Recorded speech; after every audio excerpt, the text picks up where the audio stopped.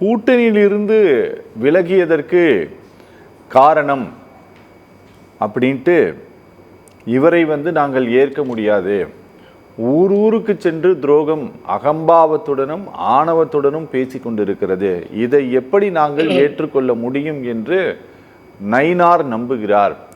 நாங்கள் வெளியேறியதற்கு காரணமே நயினார் நாகேந்திரன் தான் இப்படின்ட்டு இந்த ஒரு பிரச்சனையை டிடிவி தினகரன் கிளப்புவதற்கு என்ன காரணம் சார்? சத்தியம் டிவி நேயர்களுக்கு என்னுடைய மாலை வணக்கங்க. நீங்க கேட்ட கேள்வி கொஞ்ச நேரம் கழிச்சு வரேன். எனக்கு முன்னாடி பேசின பத்திரிகையாளர் சொன்ன சில விஷயத்துக்கு என்னுடைய கருத்து தெளிவுபடுத்திட்டு நான் போறேங்க. 1989 ஜானகி அம்மையார் முதலமைச்சரா இருந்தாங்க. தன்னுடைய ஆட்சியை காக்கிறதுக்காக தக்க வச்சுக்கிறதுக்காக பாத்தீங்கன்னா எங்க கால் வைக்க கூடாதோ, எங்க போய் ஆதரவு கேட்க கூடாதோ, புரட்சி தலைவர் முதுகுல குத்தி கட்சியில இருந்து வெளியேற்றின அறிவாலய வாசல்ல ஏறி போய் கருணாநிதி கிட்ட எனக்கு ஆதரவு தாருங்கள் என்னுடைய ஆட்சிக்கு அப்படின்னு அவங்க கேட்டதுனால அன்னைக்கு இருந்த அதிமுக தொண்டர்கள் நீங்க புரட்சி தலைவருடைய மனைவியாக இருந்தாலும் துரோக கருணாநிதியோட கூடாரத்துல போய் நீங்க ஆதரவு கேட்டதுனால ஒருபோதும் உங்களை ஏத்துக்க மாட்டேன்னு தூக்கி எரிஞ்சிட்டு திருப்புவளை தீய சக்தி திமுக அப்படின்னு மறுபக்கம் சதுராடிக்கிட்டு இருந்த களமாடிக்கிட்டு இருந்த புரட்சி தலைவி அம்மாவை தான் நாங்க தலைவியா ஏத்துக்குவோம் அப்படின்னு சொன்னதுதான் அதிமுக வரலாறு. அப்படியே இப்ப இந்த பக்கம் வாங்க, பிஎம் பாக்குறதுக்கு எனக்கு அப்பாயின்மெண்ட் கொடுக்கல அப்படின்னா போய் புதர்ல ஒழிஞ்சுக்கிட்டு திடீர்னு எந்திரிச்சு சிஎம் 3 முறை பார்ப்பேன். ஒரு தடவை பாக்குறப்ப துக்க விசாரிக்கிறது கை நிறைய பழக்கூட வாங்கிட்டு போவேன். 2வது தடவை பாத்தீங்கன்னா உடல்நல விசாரிக்க போனேன். 3வது முறை மரியாதை நிமித்தமான சந்திப்புன்னு போய் ஒரு அதிமுக காரன் மவுண்ட் ரோட்ல கார்லயோ பஸ்லயோ போனானா அறிவாலயம் ஆபீஸ் மூஞ்ச இந்த பக்கமா திரும்பிட்டு போற அதிமுக காரன் அப்படி ஒரு வீரியமா இருக்கிறப்ப பன்னீர்செல்வம் அதே அறிவாலய வாசல்ல நின்றுட்டு அரசியலில் நிரந்தர நண்பனும் இல்லை பகைவனும் இல்லை அப்படின்னு பேட்டி கொடுத்த அந்த துரோக செயல் செய்த பன்னீர்செல்வத்தை சேர்த்துக்க சொல்லி KA செங்கோட்டையன் சொல்றாரு. அவரை சேர்த்துக்கலாமா அண்ணன் ஒரு கேள்வி கேட்கிறேன். அப்புறம் பாத்தீங்க அப்படின்னா ஒரு பக்கம் பாத்தீங்கன்னா இவர் சொன்னார் அந்த தலைவர்கள் எல்லாம் சேர்த்துக்கிட்டாங்க, அம்மா காளிமுத்த சேர்த்துக்கிட்டாங்க, எல்லாம் சரி. அவங்க எல்லாமே புரட்சி தலைவரையோ புரட்சி தலைவியோ தன்னுடைய ஒரே தலைவரா கருத்து வேற்றுமைக்கு அப்புறமும் ஏத்துக்கிட்டாங்க. ஆனா இங்க ஒரு அம்மா என்ன சொல்றாங்க, அம்மா மாளிகையில இருந்து எடுத்துட்டு போன 500 லெட்டர் பேடையும் 500 விசிங் கார்டுலயும் பொதுச் செயலாளர்னு பேரை போட்டுக்கிட்டு தினமும் ஒரு அறிக்கை விட்டுக்கிட்டு வீட்டுல போய் உட்காந்துக்கிட்டு நான் தான் பொதுச் செயலாளர்னு சொல்றாங்க. எப்படிங்க ஐயா சேர்த்துக்குவீங்க? ஸ்டாலின் யாராவது ஒருத்தர் சேலஞ்சு பண்ணி நான் தான் கட்சி தலைவர் ஆனா கட்சி ஒருங்கிணைன்னு கேட்டா எப்படி சேர்த்துக்குவீங்க? ஒண்ணு கட்சியில அதிமுக போறப்ப அந்த அம்மா மாளிகை தொட்டுலாம் கும்பிட்டு போவாங்க. அந்த மாதிரி ஒரு அம்மா மாளிகைய குண்டர்களை வச்சு அடிச்சு உடைச்சு அம்மா உட்கார்ந்த சேர காலால எட்டி உடைச்சு ரெட்டலைய 2 தடவை முடக்கி தேர்தல் ஆணையத்துல போய் ரெட்டலையை முடக்கிறதுக்கு இன்றளவு முயற்சி பண்ணிக்கிட்டு ஃபுட் கோர்ட்டு, டென்னிஸ் கோர்ட்டு, கீழ் கோர்ட்டு, மேல் court, high court, supreme court, ஐநா கோர்ட்டு, அதுக்கு மேல இருக்கிற யூனிவர்சல் கோர்ட்டு, இத்தனை கோர்ட்லயும் இன்னைக்கு வரைக்கும் கேஸ் மேல கேஸா போட்டு அதிமுகவை அழிக்கிற வேலையை ஒரு பக்கம் பார்த்துட்டு நான் தான் இந்த கட்சியின் ஒருங்கிணைப்பாளர் என்ன சேர்த்துக்க பழனிசாமி அப்படின்னா பழனிசாமி என்ன வெறும் கோவணம் கட்டிட்டு இதுல உட்கார்ந்து இருக்கிறாரு பள்ளியில அந்த மாதிரி பழனிசாமி அவரு நான் யார் என்று தெரிகிறதா, நான் தீ என்று புரிகிறதா அப்படிங்கிற பழனிசாமி தான் நெடுஞ்சாலை நகர்ல சேலத்துல உட்கார்ந்து இருக்கிறாருங்க. அப்புறம் பாத்தீங்க அப்படின்னா பயம் அப்படின்னு கேட்டீங்கல்ல, அது எடப்பாடி பழனிசாமிக்கு இந்த குற்றேசிகளை கண்டு பயம் இல்ல. இப்ப பாஜகவை பத்தி அது உங்க மொழியில சொன்னா பாசிச பாயாச பாஜக என்ன பண்ணுதுன்னா பன்னீர்செல்வம் ஒருங்கிணைப்பாளராக இருக்கிறதுக்கு 21 தேர்தல்ல அவர் ஐயா பத்திரிகையாளர் சொன்ன மாதிரி பாஜக உயரம் தெரிந்து வளர்ச்சி தெரிந்து கிள்ளி சீட்டு கொடுக்கலாம் அப்படின்னு சொல்றப்ப பக்கத்துல ஒருங்கிணைப்பாளரா உட்காந்துட்டு சாதாரண நிலைமையில இருந்து இவ்வளவு பெரிய உப்பச்ச நிலைமையை கொடுத்தது நமக்கு அதிமுக தாங்க மறந்து இல்ல பழனிசாமி அள்ளி கொடுக்கலாம் பிஜேபிக்கு அப்படின்னு சொன்னவர். அப்படிங்கிற வரலாறு தெரியாதவர் இல்ல ஐயா பத்திரிகையாளரு. அன்னைக்கே எடப்பாடி பழனிசாமி கட்ட நீ அதிமுக ஒருங்கிணைப்பாளராக இருந்துகிட்டு நீ டெல்லிக்கு காவல் தூக்குறியா அப்படிங்கறதுதான் அவருடைய நீக்க புள்ளிக்கான முதல் விதை அன்னைக்கு தான். சரி, திருப்பி இன்னைக்கு ஏதோ ஒரு சூழ்நிலை பன்னீர்செல்வத்தை சேர்த்துக்கிறாருங்கய்யா. கற்பனையா வச்சுக்கங்க, அதிமுக அடுத்த ஷார்ட் ஃபால் ஒரு 80 சீட்டு இல்ல 90 சீட் தான் பிடிக்குதுன்னு வச்சுக்கோங்க. அப்ப பாத்தீங்கன்னா அழகா நீங்க சொல்ற பாயாச பாஜக என்ன பண்ணும்னா, பழனிசாமி உங்களை யாரும் எம்எல்ஏக்கள் ஏத்துக்கல, எங்க ஆள் எங்க காவி ரத்தம் பன்னீர்செல்வத்தை நாங்க முதலமைச்சர் ஆக்குறோம்னு நாளைக்கு எடப்பாடி ஓடி தள்ளி விட்டு அந்த இடத்துல உட்கார வைக்க மாட்டாங்கிறதுக்கு ஏதாவது கேரண்டி இருக்குதா? இவ்வளவு துரோகம் பண்ணவரு இன்றனைக்கு ஒருங்கிணைப்பாளர்னு சொல்லிக்கிட்டு கேஸ் மேல கேஸ் போட்டுட்டு இருக்கிறவரு, அந்த அம்மா நான் தான் பொதுச் செயலாளர்னு சொல்லிக்கிட்டு நான் உன்னை இன்னொன்னு கேட்கிறேன். இந்த மொத்தம் ஐவரோடு சேர்ந்து அறுவர் ஆகணும் அப்படின்னு ராமாயணம் சொல்லும். மூவரோடு சேர்ந்து 4 சகுனிகள் ஆகணும், மினிமம் கேரண்டி 4 பேர் ஆகணும்னு இன்னைக்கு ஒரு ஹரித்வாரோ ரிஷிகேஷோ போயிருக்காரு. அவரை ஒரே ஒரு பழமொழி ஒரு இது சொல்ற ஒரு மந்திரம், அதை சொல்லுங்க. நட்டு வைத்தால் மரமாய் முளைக்கும், கெடு விதித்தால் கேடாய் போகும், அதிமுக துரோகம் செய்தால் பழனிசாமி தண்டிக்கும் அப்படிங்கறத மந்திரமா சொல்லிட்டு அப்படியே காசிக்கு ஒரு 3 தடவை துங்கிட்டு ராமேஸ்வரத்துக்கு நம்ம புரட்சி தலைவர் கண்ட அதிமுக நம்ம பொதுச் செயலாளருக்கு கெடு விதிச்சு கேடாய் போனமே அப்படின்னு முங்கிட்டு சேலத்துக்கு பழனிசாமி கும்பிட சொல்லுங்க, ஏதாவது நடக்குதான்னு பாக்கலாம். இப்ப நீங்க கேட்ட விஷயத்துக்கு வரங்க, இவங்க தினகரன் வாண்டடா எதுக்கு இந்த வண்டியில போய் ஏறினார்னு தெரியல. எடப்பாடி பழனிசாமி என்டிஏல திரும்ப போய் சேர்ந்ததுக்கு அப்புறம் தினகரனை எதுவும் தனிப்பட்ட முறையில சாதாரண மக்களும் விமர்சித்ததுல நம்பர் 1. ஒரு பிரபல டிவியில பேட்டி கொடுத்தப்ப ஓபிஎஸ் பத்தி பேசுறப்ப காலம் கடந்து விட்டது அப்படின்னு சொன்ன திரு பழனிசாமி, திரு தினகரனை பத்தி சொன்னப்ப காலம் கணிந்து வரட்டும் அப்படின்னு சொன்னாரு.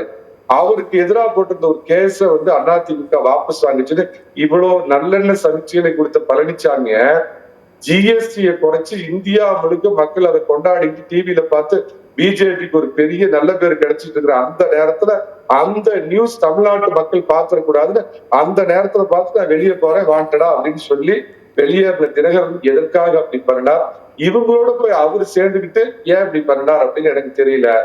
பழனிசாமி ஒரே ஒரு வார்த்தையில முடிச்சிடறேன். எடப்பாடி நேத்திரத்துமே என்டிஏ சர்க்கார் படேகா அப்படின்னு சொன்னவர் யாரு அப்படின்னா எங்க டெல்லி பாஷா பாய் அமித்ஷா. ஹிந்தி தெரியாது போடா குரூப் இல்ல தினகரன், நல்லா புரிஞ்சுக்க சொல்லுங்க. ஒரே சாமி பழனிசாமி, அதிமுகவின் ஒரே சாமி பழனிசாமி. நாளைய முதலமைச்சர் இஷ்டப்பட்டா என்டிஏ வண்டியில ஏறுங்க, இல்ல பனையூர் பக்கம் போய் தம்பி விசை வாழ்க, தம்பி இளைய வாழ்கன்னு போய் அங்க போக சொல்லுங்க. Okay okay okay. அமித்ஷாவுடன் அந்த ஏப்ரல் 12ஆம் தேதி கூட்டணி அமைத்த பிறகு பல முறை பேசும்போது சொல்லியிருக்காரு, நாங்கள் மெகா கூட்டணியை அமைக்க போகிறோம் அப்படின்ட்டு திரு எடப்பாடி பழனிசாமி. சார் இன்னும் அப்படியான வாய்ப்பு இருக்கா சார்? வழக்கம் போல நீங்க கேட்ட கேள்வி கடைசியா வருங்க. எனக்கு முன்னாடி பேசின அந்த பென்னி குயிக் அப்படிங்கிற அரசியல் விமர்சகர் சொன்னாரு, நடக்க போற தேர்தல் 7.5 இல்லாத 4.5 ஆண்டு நல்லாட்சி கொடுத்த பழனிசாமி வேண்டுமா, திராவிட மாடல் என்ற பெயரில் திராவிட மாடல் ஆட்சி கொடுத்த ஸ்டாலின் வேணுமா? ஒற்றை புள்ளிதான் இங்க மேலோங்கி நிக்குது. தேசியமும் தெய்வீகமும் எனது 2 கண்கள் அப்படின்னு சொன்ன தேவரையா சமுதாயத்தை சேர்ந்தவங்க சமுதாயம் பார்த்துதான் வாக்களிப்பாங்க அப்படிங்கறது அவங்களுக்கு ஏற்படுத்துற ஒரு ரொம்ப நான் இழி சொல்ல அதை நான் பாக்குறேன்.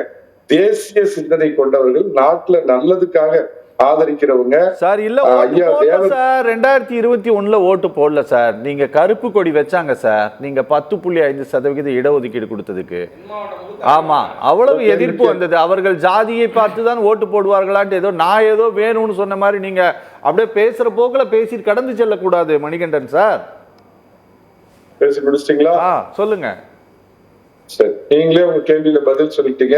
வட மாவட்டங்கள்ல ஒரு மக்களுக்காக கொடுக்கப்பட்ட 10.5% ஒதுக்கீடு பன்னீர்செல்வம் அங்க வேட்பாளரா இருந்துகிட்டு இதுக்கும் எங்களுக்கும் சம்பந்தம் இல்லை, இது எடப்பாடி பழனிசாமி இப்படி பண்ணிட்டாரு அப்படின்னு இவங்களே கட்சிக்கு குளிபறிக்கிற வேலையை பண்ணனதுனால அந்த மக்கள் கோபம் அடைந்து அப்ப வாக்கு போடல அப்படிங்கிற யதார்த்த நிதர்சனத்தை நான் கடந்து போயிட்டு மறந்து போயிட்டு அப்படியே முகமூடி போட்டுட்டு ஓடி போறவன் இல்லை. நான் அதை முதல்ல புரிஞ்சுக்கங்க.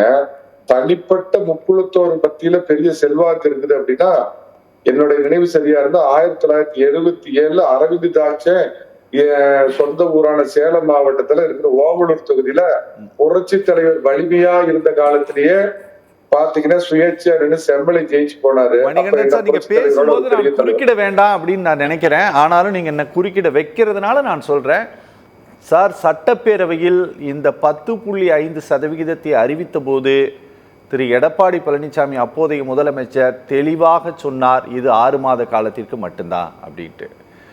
நீங்கள் இதை தானாக எடப்பாடி பழனிசாமி செஞ்சுட்டு போயிட்டாரு அப்படின்னு சொல்லிட்டு ஓபிஎஸ் பேசினாருன்னு சொல்றது தப்பு. முடிச்சிட்டீங்களா? முடிச்சிட்டேன். சந்தோஷம். எடப்பாடி பழனிசாமி 6 மாசத்துக்கு மட்டும்தான் சொன்னாரு அப்படின்னு நமக்கு எதிராக தென் மாவட்டங்கள் உள்ள கம்யூனிட்டிகளுக்கு ஒரு வாய்ப்பு கிடைக்கல, வட மாவட்டத்துக்கு உள்ளவங்களுக்கு கிடைக்குதுங்கிற அளவுக்கு அங்குள்ள மக்கள் புரிஞ்சுக்குவாங்களா?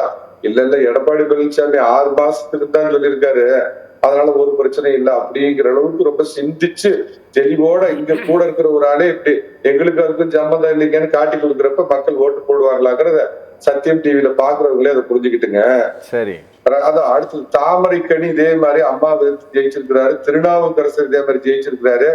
எங்க சமுதாயம் மிகுதின்னு சொன்ன 2 இடத்துல திரு தினகரன், இதுல நான் தினகரனை நான் தனியா வச்சுக்கிறேன். தினகரனுக்கு ஓரளவுக்கு வாக்கு வங்கி இருக்குது, நான் ஏத்துக்கிறேன். அவர்கிட்ட ஒரு இன்ஸ்டிடியூஷன் இருக்குது, நிர்வாகிகள் இருக்கிறாங்க.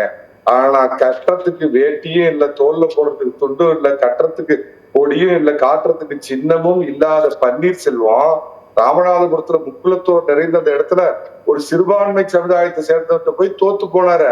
அங்க அவருடைய சமுதாய பலத்தை காமிச்சு ஜெயிச்சிருந்தாருன்னா ஒரு தாமரைக்கணி எம்எல்ஏ ஆன மாதிரி, திருநாவுக்கரசர் எம்எல்ஏ ஆன மாதிரி, செம்மலையான மாதிரி காமிச்சிருந்தாருன்னா அந்த சமுதாய பலம் அப்படின்னு நான் ஏத்துக்கலாம். பிஜேபிய கண்ணை கழுவி கழுவி ஊத்துனாரு, பாசிசம் பாயாசம் அப்படி இப்படின்னு. அந்த பிஜேபியை சேர்ந்த பிரதமர் மோடியைத்தான் கடவுளை ஒரு முறை பார்ப்பது போல் உங்களை ஏர்போர்ட்டில் ஒரு நிமிடமாவது சந்திக்க வேண்டும், பறந்தாருங்கள் மோடி பிரபுவே, மோடி ஐயாவே, மோடி கடவுளை எல்லாம் கெஞ்சி கதறி பார்த்துட்டு அப்பாயின்மெண்ட் கொடுக்கல, பிரைம் மினிஸ்டர் பாக்குறதுக்கு அப்பாயின்மெண்ட் கொடுக்கலன்னு கோபாலபுரத்துல போய் முதல்ல மறந்துட்டு சிஎம் 3 தடவை பார்த்த கொள்கை வீரர் அப்படிங்கிறத நான் முதல்ல சொல்லிடுறேன். நயினார் மேல இருக்காத கோபம் இருக்கும்னா திரு பன்னீர்செல்வம் அதிர்ஷ்டவசத்தால் 2001 பாத்தீங்கன்னா முதலமைச்சர் ஆகிறப்ப நயினார் நாகேந்திரன் ஜூனியர் மோஸ்ட் மினிஸ்டரா இருந்தாரு.